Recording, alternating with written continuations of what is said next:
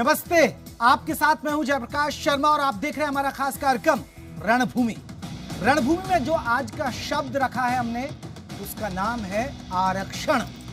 जी हां, आरक्षण वो चीज है जिससे सत्ताएं हिलती हैं, जिससे नौकरियां मिलती हैं, जिससे पढ़ाई में आपको राहत मिलती है, बहुत चीजें मिलती हैं इस आरक्षण शब्द से। और इस आरक्षण शब्द से वोट भी मिलता है, इसलिए आज रणभूमि का शब्द है आरक्षण। हरियाणा सरकार ने अपना चुनावी वादा पूरा करते हुए हरियाणा में निजी सेक्टर की नौकरियों में 75% आरक्षण देने का प्रावधान कर दिया है। सरकार इसे युवाओं के बीच तोहफे के तौर पर प्रचार कर रही है और दावा किया जा रहा है कि अब राज्य में रोजगार बढ़ेगा। लेकिन सवाल यह है, क्या कंपनियां इसे लागू करेंगी, यानी जमीनी स्तर पर यह उतर पाएगा? माना यह जा रहा है कि कहीं कंपनियां युवाओं को जॉब देने में रौब झाड़ने लगी तो क्या कार्रवाई होगी?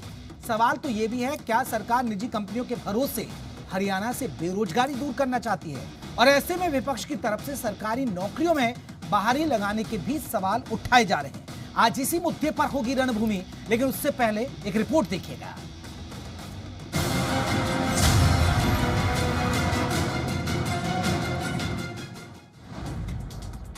नौकरियों में 75% आरक्षण का रास्ता साफ। आरक्षण से बेरोजगारी पर लगेगी लगाम। निजी कंपनीज का नहीं चलेगा रौब। हरियाणा के युवाओं को देनी होगी जॉब। जमीन पर कैसे उतरेगा नया कानून? हरियाणा सरकार ने निजी नौकरियों में युवाओं को बड़ी सौगात दी है। निजी कंपनी को हरियाणा के स्थानीय निवासियों को नौकरियों में 75% आरक्षण देना होगा। इससे युवाओं में काफी उत्साह देखा जा रहा है, क्योंकि प्रदेश के युवा इस बात से परेशान थे कि हरियाणा में कंपनियां बाहरी लोगों को नौकरी देती हैं। ये तो सर बहुत अच्छी खबर है कि युवाओं के लिए नौकरी का इंतजाम कर रही है सरकार। सही है, वो जो बेरोजगार है उनको नौकरी मिलेगी और हम भी बैठे खाली, हमें भी कुछ मिलेगा रोजगार। सर, अगर सरकार ने ये कानून बनाया तो ये काफी सराहनीय है। राज्यपाल ने सरकार के इस बिल को मंजूरी दी तो सरकार भी अपनी पीठ थपथपा रही है। उसके मुताबिक अब रोजगार की बहार आ जाएगी। हरियाणा के युवाओं के लिए उनके भविष्य को और सुनहरा बनाने के लिए एक ऐतिहासिक कदम है और हमारा प्रयास रहेगा कि अगले 1 महीने में रूल्स फ्रेम करके इफेक्टिवली इसको कैसे इम्प्लीमेंट किया जाए, उसके ऊपर सरकार का। हालांकि विपक्ष फैसले का स्वागत कर रहा है, लेकिन धरातल पर लागू करने की नीतियों पर सवाल भी उठा रहा है।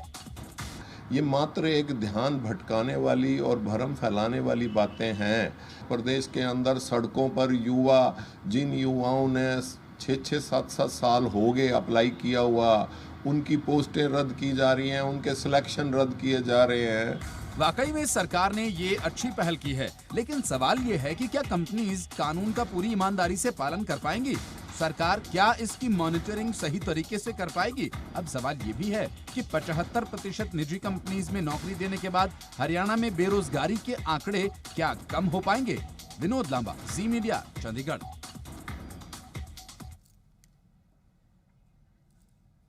तो सवाल तो यही है कि क्या बेरोजगारी कम हो पाएगी हरियाणा के अंदर?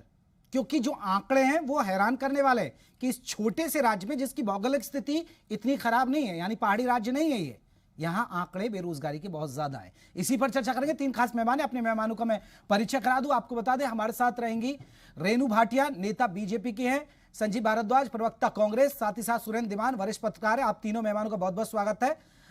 रेणु जी का फ्रेम मुझे सही नहीं दिख रहा है, जैसे ही रेणु जी चर्चा में हम जोड़ेंगे। रेणु जी, मेरी आवाज मिल रही है आपको?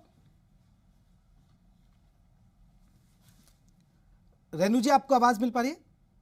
मिल रही है, आवाज मिल रही है। रेणु जी, पहला सवाल, आप गुमराह कर रही हैं। 75% नौकरियों में जो आरक्षण देने की बात आप कर रहे हैं, वो गुमराह कर रहे हैं सिर्फ क्योंकि आपकी ये साजिश है कि भाई प्राइवेट नौकरियों में तो हरियाणा का युवा लग जाएगा, सरकारी नौकरियों में बाहरी। ये मैं नहीं कह रहा हूं मैम, विपक्ष का आरोप है। देखिए, विपक्ष कोई अच्छा कार्य कर ले तो भी आरोप ही लगाते हैं, और मुझे ताज्जुब इस बात का है कि इतनी बढ़िया पहल, इतनी अच्छी पहल जो इस सरकार ने की है, बावजूद उसके सराहना करने के, तारीफ करने के आरोप लगाए जा रहे हैं। कोई भी नया काम जब शुरू होता है, उसको धरातल पर लाने के लिए कुछ समय जो लगता है, मुझे लगता है उसको अप्रिशिएट करना चाहिए कि हम जिस भी तरह से हरियाणा के युवाओं को बेनिफिट देने की बात करते हैं, वो एक सराहनीय प्रयास है। और अगर आप युवाओं से पूछेंगे हरियाणा के, मैं सुबह जब ये बात जैसे ये न्यूज आई, मैं कहीं पर एक प्रोग्राम में थी, वहीं खड़े खड़े मैंने 2 लोगों से पूछा, आप लोगों के लिए तो हरियाणा में काम का आरक्षण हो गया, बहुत बढ़िया बात हो गई। तो दोनों लोगों ने उछल के कहा, चलो अब एक बात तो है कि अब मम्मी पापा से दूर नहीं जाना पड़ेगा, क्योंकि अक्सर जब नौकरी की बात होती है तो बच्चों को दूर जाना पड़ता है या दूसरे स्टेट में उनको जॉब के लिए रहना पड़ता है। तो इस चीज का एक अलग सा इफेक्ट जो है बच्चों में आएगा, युवाओं में आएगा। और मुझे लगता है नहीं ठीक है, आप कह रहे तारीफ कर रही है, ठीक है, विपक्ष का काम है सवाल उठाना, रेणु भाटिया जी, लेकिन जमीन पर कैसे उतरेगा? क्योंकि जिस इलाके से आप आती है वो इंडस्ट्री इलाका है, उसी इलाके से मैं आता हूं। लेकिन अगर देखिए, और वाकई में जो स्थानीय लोगों का दर्द है वो यही है कि बाहर के लोग सस्ते रेट पर उनको काम करने के लिए मिल जाते हैं, तो कंपनियां बाहर के लोगों को रख लेती है, चाहे बिहार के हों या यूपी के लोग हों, और लोकल को नहीं रखती है। लेकिन कंपनियों का भी दर्द यह है, और रेणु जी आप भी जानती होंगी, क्योंकि कंपनियों का यह दर्द है कि लोकल यहां काम नहीं करते, लोकल वो रौब झाड़ते हैं, लोकल को पंक्चुअल टाइम होता है, क्योंकि लोकल की तो लोकल ट्रेन छूट जाएगी ना, उसे तो टाइम पे जाना है। और ये आप जानते हैं कि फरीदाबाद में ऐसा होता है, फिर कैसे इंप्लीमेंट होगा और कंपनियां कैसे लेंगी? देखिए, 2 बातें हैं। जब हम काम मांगते हैं या हम चाहते हैं कि बेरोजगारी खत्म हो, हमारे पास काम हो, तो हमें फिर सिस्टम को भी फॉलो करना चाहिए। और अगर हम अधिकारों की बात करते हैं तो फर्ज को साथ साथ फॉलो करना चाहिए। इसी प्रकार जो लोकल लोग हैं, मैं आपके चैनल के माध्यम से अपने हरियाणा के उन युवाओं को भी ये मैसेज देना चाह रही हूँ कि यदि आप लोगों को एक इतनी बढ़िया अपॉर्चुनिटी मिली है सरकार की ओर से, तो आप लोगों को इस अपॉर्चुनिटी को कैश करना चाहिए, ना कि लेट लतीफी का बहाना करके या लोकल बाजी की वो जो एक साख होती है, शेख होती है, वो करके। मतलब अगर आपको मौका मिला है तो आप उसे कैश करिए, और फिर अगर आप कैश नहीं करेंगे और कोई और उस अपॉर्चुनिटी को कैश करता है तो आप फिर नाराजगी जताते हैं सरकार से भी, लोकल लोगों से भी, इंडस्ट्री से। अब अगर आपको मौका मिला है तो मुझे लगता है आपको कैश करना चाहिए। ठीक है, संजीव भारद्वाज, आप लोगों को क्यों चिढ़ लग रही है? सर, सरकार इतना अच्छा काम कर रही है, देखिए रेणु भाटिया जी कैसे कह रही है कि अब रोजगार के बड़े द्वार खुल जाएंगे, लेकिन आप चिढ़ रहे हैं सर। जयप्रकाश जी, मैं आपके माध्यम से रेणु जी को बताऊं और अपने प्रदेश की जनसाधारण जनता को बताऊं कि ये प्रावधान पहले ही ऑलरेडी इंडस्ट्रीज के लॉ के अंदर था। जब कोई नई यूनिट लगाता है तो उसको पहले प्रदेश के युवाओं को चांस देना है, लेकिन वो आज भी है, वो कल भी था कि सर वो कंपनी के अंदर था, अब सरकार कानून बना रही है। संजीव भारद्वाज जी, कानून बन गया है। नहीं, ये सिर्फ आई वाश है, लोगों का धार्मिक प्रचार करके। आज जैसे हमारी कुमारी अध्यक्षा, जो हमारी अपने कुमारी शैलजा जी हैं अध्यक्ष हरियाणा प्रदेश कांग्रेस कमेटी, आज उन्होंने भी कहा है कि जो मुद्दे आज ज्वलंत हैं, आप देखें पूरे देश के अंदर सबसे पहला राज्य इतना छोटा होने के बाद भी बेरोजगारी में नंबर 1 है। आप देखें हर रोज सड़कों पे लोग इनके खिलाफ एजिटेशन कर रहे हैं, जो बेचारे लोग तो सर तभी तो कह रहे हैं ना संजीव भारद्वाज जी, वो इतना अच्छा कर रहे हैं, जब उनके खिलाफ प्रदर्शन हो रहे हैं, बेरोजगारी बढ़ रही है, तो वो एक नया रास्ता खोज के लाए, तो वेलकम करिए, चिड़िए मत ना। नहीं, ये वेलकम जब बनता है जब कोई, आज हमारी अध्यक्षा जी ने कहा है कि निजी क्षेत्र में कोई सर्विसेज बाकी है ही नहीं, कोई नई इंडस्ट्री लगी नहीं रही, एक बात। दूसरी बात ये कि ये ऑलरेडी प्रोविजन था, जिसको बार बार समय समय पर थोड़ी देर बाद उसको निकाल लेते हैं। ये बहस हमारी 6 महीने पहले भी हुई थी, आर्ग्यूमेंट्स जो ये डिबेट है, पहले भी जब इन्होंने ये कानून लाने की कही थी। आज फिर जहां मामला बेरोजगारी का है, जहां मामला महिला सुरक्षा का है, जहां मामला किसानों के कानून रद्द करने का है, उनकी तरफ से ध्यान भटकाने के लिए मौजूदा सरकार और उनके जो साथी गण हैं, साथी पार्टियां हैं, वो बहुत अच्छा हथकंडा अपना रहे हैं। लेकिन अब जनता इन सब बातों को जानती है। चलिए सर, वाकई में एक बड़ा सवाल है, क्योंकि कांग्रेस अपने फायदे के हिसाब से देख रही है इस कानून को और बीजेपी अपने लिए फायदे के देख रही है, लेकिन सुरेंद्र मान बताएंगे कि वाकई में क्या ये धरातल पर संभव है। सुरेंद्र जी, क्या ये संभव है?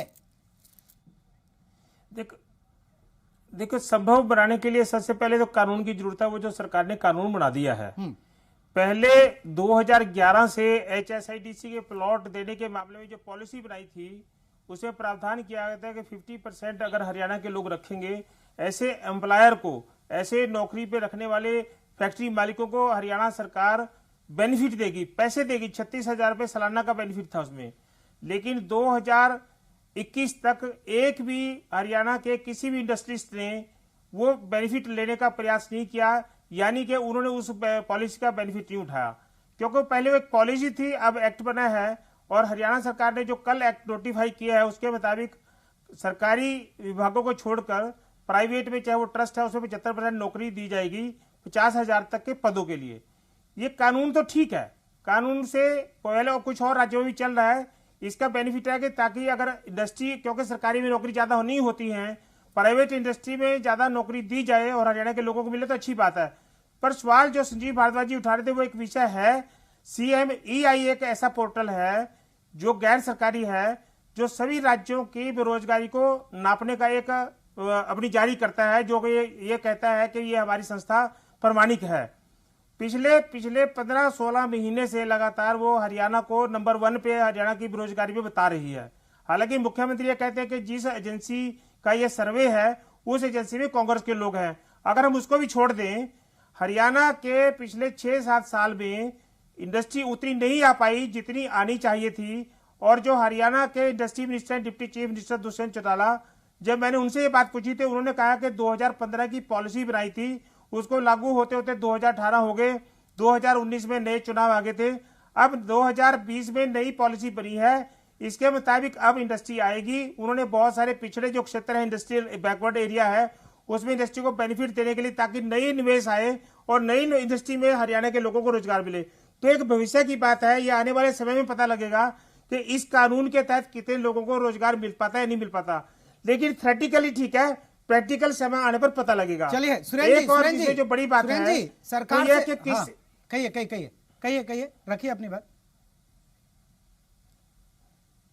एक और इसमें एक बड़ी बात यह है कि हरियाणा सरकार ने यह कहा है कि किसी भी जिले को वो 10% के लिए रिस्ट्रिक्ट कर सकता है, जो भी कंपनी उसमें एम्प्लॉय को रखना चाहता है, लोकल आदमी को। इस पे जब हरियाणा विधानसभा में इस बिल पे चर्चा हो रही थी तो हरियाणा कांग्रेस के एमएलए ने इस पे बहुत विरोध जताया था कि इसको 10% क्यों कर रहे हैं जिले से, ऐसे तो बहुत कम हो जाएगा कि किसी एक से जिले से 10% ले लेंगे, किसी दूसरे जिले से ज्यादा लोग ले लेंगे, तो ये हमारा विस्तार पूरे हरियाणा में नहीं हो पाएगा। लेकिन जब सरकार का कहना था कि नहीं, इसमें हम थोड़ी सी तो छूट मालिकों को देंगे, इतना तो बेनिफिट देंगे उनको, कहीं से वो ले लें। एक बिंदु इसमें जो बहुत महत्वपूर्ण है, जब इसका ऑर्डिनेंस जारी हुआ था, हरियाणा के LR, जो कि बहुत बड़ा पोस्ट एक विधि परामर्शकी होती है, जिसमें कानून जारी करने से पहले उसमें सलाह ली जाती है, उन्होंने इसमें यह कहा था कि इस प्रकार का कानून टिकने वाला नहीं है। लेकिन एडवोकेट जनरल की राय के बाद इसको फिर पारित कर दिया और अल्टीमेटली राज्यपाल ने इस पे साइन कर दिए। तो अब ये कानून बन गया है और LR ने ही इसको नोटिफाई किया है। अब इस पे कल को कोर्ट में जाता है तो कोर्ट में जाने के बाद पता लगेगा, क्योंकि कुछ इंडस्ट्रीज, जो कुछ उद्योग मालिक हैं, वो इस कानून के पक्ष में नहीं है। और ये ऑर्डिनेंस भी जब बनाया गया था उसमें भी ये लिखा गया था कि बहुत सारे स्टेक होल्डर्स ने इस पे आपत्ति जताई है। लेकिन सरकार का मंतव्य अच्छा है कि हरियाणा के लोगों को पहल अच्छी है, लेकिन धरातल पर उतरेगा कैसे ये भी जान लेते हैं। रेणु जी, धरातल पर उतरे कैसे? चलिए मान लीजिए आपने कह दिया कि कानून लग गया, मैं 3-4 CV भेज दूं आपको, पढ़े लिखे हैं, एजुकेटेड है, युवा है, हरियाणा के स्थानीय निवासी हैं, लगवा पाएंगे नौकरी? देखिए, जिनका नौकरी लगवाने की अगर आप बात करते हैं तो सरकारी नहीं चाहिए, सरकारी तो आपसे उम्मीद नहीं कर रहे। आपने कहा ना आप लिया कानून, लगवा दीजिए, आप, मैं भेज देता हूँ आपको। पर जो रहते हैं वो अपने प्रोफाइल्स भेजेंगे और जो लीगल और सिस्टम होता है इस तरह से नौकरी पाने का, वो अपने उस तरीके से भेजेंगे। और कंपनीज अब तो बाध्य हो गई हैं। कानून इसीलिए बना है कि आप कंपनीज चाहे कहीं की भी हो, आप फरीदाबाद की बात कर रहे थे कि मेरा क्षेत्र है, तो फरीदाबाद की कंपनीज भी अब बाध्य हो गई हैं कि उनको अपने क्षेत्र के लोगों को रखना है। तो जब तक इस तरह की जो है स्ट्रिक्टनेस नहीं थी, तब तक कोई कहीं से भी आके काम कर लेता था। अभी मेरे कांग्रेस के प्रवक्ता भाई बहुत बड़ी बड़ी बातें कर रही थी और शैलजा जी को खुश करने के लिए 6 बार उन्होंने नाम भी लिया। तो मुझे ताजुब इस बात का होता है कि पिछले 10-15 वर्षों की लगातार जो सरकार हरियाणा में रही और केंद्र में रही, तब इस तरह का कोई इनको मोटिवेशनल टॉक नहीं आता था। तब इन्होंने कभी भी किसी अपने अध्यक्ष का नाम नहीं लिया और ऐसा कोई भी 6 सालों में कार्य नहीं हुआ जिसमें कि किसी भी व्यक्ति को नौकरी के लिए परेशानी हो। अब जब ये कानून बना है तो भी इनको यही परेशानी है कि धरातल पे कब आएगा। बीजेपी तो कोई भी कार्य शुरू करती है, भले ही वो राम मंदिर का हो या फिर आज नौकरियों का, इनको धरातल बार बार ध्यान आता है और जब धरातल पे आ जाते हैं हम तो इनके पास कोई जवाब नहीं होता। और आज अगर धरातल की आप बात करते हैं तो मुझे लगता है कि हमारे युवाओं के भविष्य की बात है। कृपया करके थोड़ा सा राजनीति को साइड रखें, थोड़ा सा बटरिंग को साइड रखें और आप इस बात का एहसास करें कि हमारे युवाओं को स्थान स्थान पर जहां पर भी वो रहते हैं अपने परिवारों के साथ रहते हुए उनको नौकरी मिले। और मैं तो जी न्यूज का धन्यवाद करती हूँ कि इन्होंने आज के इस ज्वलंत मुद्दे को डिबेट का रूप दिया ताकि हमारे मैक्सिमम बच्चे जिन्होंने आज न्यूज नहीं भी देखी होगी या विधानसभा के इस कार्य से अवगत नहीं भी हुए होते तो वो आपकी न्यूज के माध्यम से इस बात को देखेंगे और अपने प्रोफाइल्स बनाना शुरू कर देंगे और अपने आसपास की इंडस्ट्रीज को और स्थानों को भारद्वाज जी, आप क्यों खोट निकाल रहे हैं? सुना आपने रेणु भाटिया जी को, वो कह रही कि एक अच्छी पहल की, आप कर लेते। सच तो है ही ना, आपने ये पहल ही नहीं की। जयप्रकाश जी, मैं आपको बताऊं, रेणु जी ने बहुत अच्छी तरह से डिस्क्राइब करने की कोशिश की है और जो बुराई भी की है तो बड़े अच्छे ढंग से। पहली बात तो ये, जैसे सुरेंद्र धीमान जी ने भी कहा है कि ये ऑलरेडी प्रोविजन पॉलिसी थी। दूसरी बात ये कि आज क्या हालत 6 साल के अंदर हुई है कि कोई नई इंडस्ट्री नहीं आ रही। तीसरी बात ये कि जो सर्विसेज लगी हुई हैं या जो सिलेक्शन हुआ है और गवर्नमेंट के अंदर, प्रदेश गवर्नमेंट के अंदर हुआ है, वो लोग बेचारे सड़कों पर एजिटेशन करने को मजबूर हुए हैं। हर रोज आप न्यूज़पेपर के फ्रंट पेज पे देखें, डेली ये आता है कि आज फलानी इन्होंने अपॉइंटमेंट कैंसिल कर दी, फलाना सिलेक्शन कैंसिल कर दिया, फलानी पोस्ट कैंसिल कर दी। फिर धीमान जी ने भी ये बहुत अच्छी तरह से डिस्क्राइब करा है, रेणु जी उनको भी सुन लेते कि आज का दिन छोटा सा प्रदेश होते हुए भी आज नंबर 1 पे है बेरोजगारी में, रोजगार देने में नंबर 1 पे नहीं है और भ्रम फैलाना। फिर जहां तक मैंने अपनी अध्यक्षा जी की बात कही है, उन्होंने आज ही स्टेटमेंट दी है कि जब सर्विसेज है ही नहीं तो देंगे कहां से, और देंगे अगर जहां तक कानून की बात है, हमें अच्छी तरह से पता है, हमने ये पॉलिसी बनाई थी। अगर इन्होंने उसमें कानून बना दिया और उसके तहत कोई लगता है तो हमें खुशी होगी। हम जनता के लिए राजनीति में हैं, अपने लिए राजनीति में नहीं है। ठीक है, रेणु भाटिया काउंटर कर रही है संजीव भारद्वाज जी आपकी बात। मैं 2 मिनट छोटी सी एक बात करना चाहूंगी। सबसे पहले तो मैं भारद्वाज भाई का धन्यवाद करती हूँ कि इन्होंने एक्सेप्ट किया अपनी कमियों को। पहले ये अपनी बात में खुद देखिए, शर्मा जी फंसते हैं। इन्होंने कहा ये पॉलिसी हमने बनाई थी, बहुत बढ़िया, हम आपकी सराहना करते हैं, मैं उस बात को एडमिट करती हूँ, क्योंकि हमें मोदी जी ने यही सिखाया है कि यदि किसी भी पार्टी का कोई अच्छा कार्य हो तो उसको एडमिट करना चाहिए।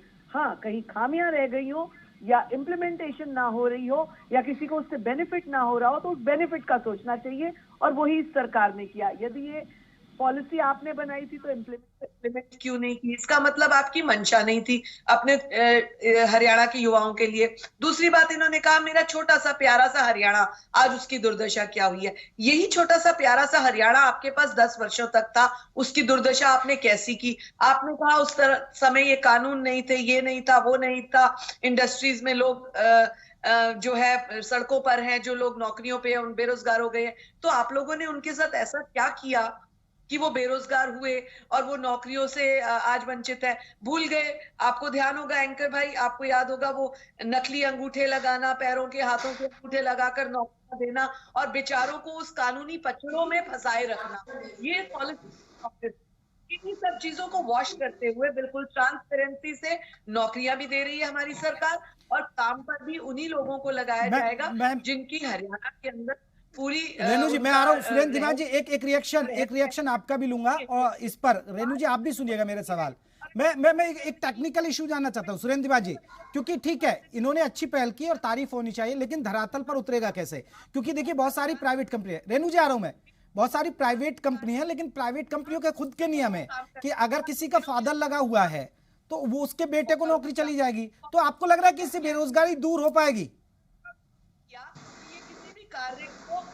रेणु जी रुकिए, रेणु जी रुकिए, पॉलिटिकल विषय बता दो, एक आपका टेक्निकल विषय बता दो। हाँ टेक्निकल, मैं टेक्निकल भी जानना चाह रहा हूँ और आप राजनीतिक भी बता दीजिए सर। आज अगर सरकार ने एक पॉलिसी रेणु जी रुकिए, रेणु जी रुकिए, रेणु जी रुकिए, आ रहे हैं अभी। हरियाणा मुख्यमंत्री जी का उप मुख्यमंत्री, हरियाणा सरकार ने जो कानून अधिसूचित किया है, हाँ सुरेंद्र जी, हरियाणा सरकार ने जो कानून अधिसूचित किया है उसमें यह बताया गया है कि इस कानून को लागू करने में अगर कोई डिफिकल्टी आती है 2 साल के अंदर अंदर सरकार उस पर फिर दोबारा विचार करेगी और जिन वजहों से वो लागू नहीं हो पाएगा उनको दूर करने का प्रयास करेगी। और ये कानून आज से यानी कि 2 मार्च 2021 से 10 साल तक के लिए लागू रहेगा। अभी इस कानून को इस तरीके से बताया गया है। दूसरा जो आप बता रहे थे कि 25% हैं वो हरियाणा से बाहर के लोग जो रख रहे हैं वो 25% में कवर हो जाएगा। जो आपने पॉइंट किया था कि किसी के फादर वहां पर लगे हैं, वैसे सामान्य तौर पे ऐसे बहुत कम चांसेस हैं कि कोई फैक्ट्री मालिक किसी आदमी के रिटायर होने से या बहुत होने से उसके अधिक परिवार के किसी सदस्य को रखता है। अब तो हरियाणा सरकार ने भी सुविधा खत्म कर दिया है। नहीं ज्यादातर जो पॉलिटिकल बात थी, सुरेंद्र जी, ज्यादातर बड़ी कंपनियों में होता है, चाहे वो जेसीबी कंपनी हो या वो एस्कॉर्ट्स यामा हो, ऐसी बहुत सारी कंपनियां हैं जो अभी भी रखती हैं। आपने वो तो बड़ी कंपनी तो बहुत कम है ना। हाँ। उन बड़ी कंपनियों के लिए तो जो आज से लागू होगा, कानून लागू होगा, वो आज के बाद लागू होगा। अगर उन कंपनियों भी आज के बाद लागू होगा, हरियाणा में जितनी भी इंडस्ट्री लगेगी वो आज के बाद की में लागू होगा कानून, पिछले वाले में लागू नहीं होगा। दूसरा जो पॉलिटिकल बातें बताना चाह रहा था आपको, ये जब विधेयक हरियाणा विधानसभा में पेश किया गया था हरियाणा सरकार के द्वारा, डिप्टी चीफ मिनिस्टर ने पेश किया था, हरियाणा के कांग्रेस के एमएलए ने इसका विरोध नहीं किया था। केवल इतने से अमेंडमेंट चाहिए थी कि जो इसमें ये हर जिले में 10% तक ही सीमित कर दिया गया, किसी जिले से कोई कंपनी 10% तक भी सीमित कर सकती है, उस पर विरोध जताया था। क्योंकि कानून अच्छा है, हरियाणा के युवाओं को रोजगार देने के लिए कानून बनाया है, इसलिए कोई इसका विरोध नहीं कर रहा, ना कोई कर सकता। लेकिन हरियाणा में 2016 में हरियाणा का एक बहुत बड़ा डेस्टिनेशन के लिए हरियाणा गुड़गांव में एक प्रोग्राम किया गया था, जिसमें 6 लाख करोड़ के निवेश करने के एमओयू साइन हुए थे।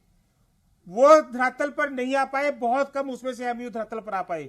आज विषय नई इंडस्ट्री का है, नई इंडस्ट्री लगेगी तो ही हम नए युवाओं को रोजगार दे पाएंगे। तो पहले इंडस्ट्री आएगी, उसके बाद रोजगार मिलेगा। आज की डेट में जो स्थिति है उसमें ज्यादा लोगों को रोजगार नहीं मिलने वाला, लेकिन फिर भी जितनी लगेंगी कम से कम 75% को तो रोजगार मिलेगा, इसलिए अच्छा है। ठीक है, यही एक बड़ी बात है। रेणु भाटिया जी, यही तो एक बड़ा टास्क है ना। पहले तो आप विदेशी निवेश लाइए, यहाँ कंपनी लगाइए, तभी तो रोजगार दे पाएंगे। और शैलजा जी अगर सवाल उठा रही है वो सही उठा रही है। शैलजा जी कह रही है कि प्राइवेट सेक्टर्स में नौकरियां ही नहीं है। अभी मैंने यही तो कहा, अगर आपको 3-4 CV भेज दूं तो आप सरकारी तो छोड़िए, प्राइवेट सेक्टर्स में भी नौकरी नहीं दिला पाएंगे। देखिए, जब हम बात करते हैं नौकरियों की प्राइवेट में या सरकारी में, तो रूल्स को फॉलो करके हम काम करें, यही आप भी चाहेंगे और ट्रांसपेरेंसी हर परिवार चाहेगा कि उसके बच्चों को जहां नौकरी मिल रही है ट्रांसपेरेंसी से मिले। हमने वो पॉकेट फिलिंग वाला सिस्टम खत्म किया, अंडर टेबल वाला सिस्टम खत्म किया। अब जब हम पहल कर रहे हैं कि नौकरियां क्षेत्रीय लोगों की हों, स्टेट वाइज नौकरियां हों 75%, तो उसमें भी परेशानियां पहले गिनवाई जा रही हैं। जब एक सिस्टम बनता है उसको फॉलो करने के लिए उसमें गुड्स भी आते हैं, बैड्स भी आते हैं। जब स्टार्ट करते हैं तो जो बैड्स आते हैं उनको रिमूव करने की बात हम नहीं करते हैं, हम केवल विपक्ष की भूमिका निभाने का कार्य करते हैं। मुझे ऐसे लगता है आप बार बार कह रहे हैं इंडस्ट्री नहीं आनी चाहिए तभी तो नौकरियां मिलेंगी। जब हरियाणा में लोगों के इंडस्ट्री लगाने की बात हो रही थी, जब हरियाणा इंडस्ट्रियल किया जाने की बात आ रही थी कि लोग यहाँ पर अपना इन्वेस्ट कर रहे हैं, तो भी यही विपक्ष कहता था हरियाणा में है क्या जो इन्वेस्ट किया जाएगा, जबकि 10 वर्ष तक लगातार हरियाणा। चलिए मैम शुभकामनाएं, आप नई पहल कर रहे हैं और हम चाहेंगे, माफी चाहूंगा भारद्वाज जी, मेरे पास वक्त की कमी है। सुरेंद्र जी आपका बहुत बहुत शुक्रिया और हमारे साथ रेणु भाटिया जी जुड़ी, संजीव भारद्वाज जी जुड़ी। चलिए इंप्लीमेंट हो जाए ये कानून और युवाओं को नौकरी मिल जाए हरियाणा के, ये एक बड़ी राहत की बात रहेगी, क्योंकि बेरोजगारी हरियाणा में बढ़ रही है। भौगोलिक स्थिति फिर भी अच्छी है, बाकी राज्यों के मुकाबले देखें छोटा सा राज्य, बेरोजगारी ज्यादा है। रणभूमि आज के लिए बस इतना ही, कल फिर हाजिर होंगे एक नए मुद्दे के साथ। नमस्ते।